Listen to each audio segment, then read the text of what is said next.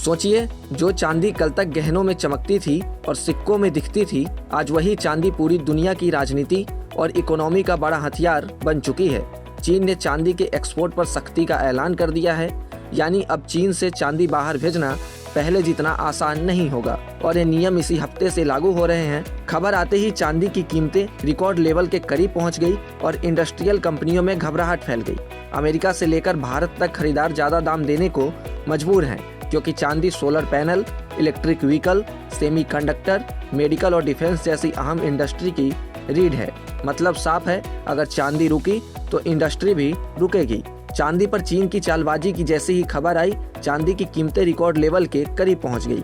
MCX पर 5 मार्च contract 2,54,000 के पार निकल गई। चांदी में एक दिन में इतनी तेजी पहले शायद ही कभी देखी गई थी। हालांकि बाद में चांदी की कीमतों में गिरावट देखने को मिली। चांदी पर चीन के इस चालबाजी का जब पूरी दुनिया में आलोचना होने लगी, तो इस पूरे मामले पर चीन का कहना है कि यह कोई फैसला अचानक नहीं लिया गया। चाइनीज कमर्शियल मिनिस्ट्री ने अक्टूबर में ही नियमों की घोषणा कर दी थी। चीन ने 44 कंपनियों की लिस्ट जारी की है, जिन्हें 2026 में चांदी एक्सपोर्ट की अनुमति मिलेगी। मतलब हर कोई चांदी नहीं बेच पाएगा, सरकार की मंजूरी जरूरी होगी, सप्लाई पूरी तरह कंट्रोल में होगी। 2026 से चीन टंगस्टन, एटमनी जैसे मेटल्स पर भी एक्सपोर्ट को सख्त करने जा रहा है। यह वही मेटल्स हैं जिन पर चीन का दबदबा है और जिनका इस्तेमाल डिफेंस एडवांस टेक में होता है।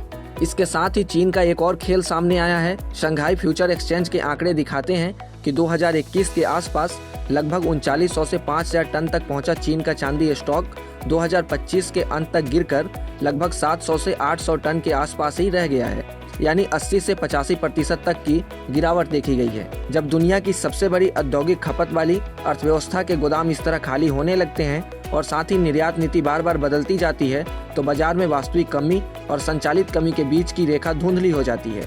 कुल मिलाकर चीन की चांदी पर सख्ती ने साफ कर दिया है कि यह मामला सिर्फ ट्रेड या किसी एक मेटल तक सीमित नहीं है, बल्कि चांदी या पूरी दुनिया की इकोनॉमी और पॉलिटिक्स में एक स्ट्रेटेजिक हथियार की तरह इस्तेमाल हो सकती है।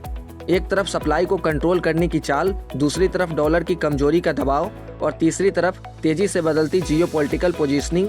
इन तीनों के बीच चांदी अब ग्लोबल बाजार की नई धड़कन बनती जा रही है। आने वाले समय में इसका असर अब सिर्फ कीमतों तक सीमित नहीं रहेगा, बल्कि इंडस्ट्री, टेक्नोलॉजी और डिफेंस सेक्टर तक साफ दिखाई देगा।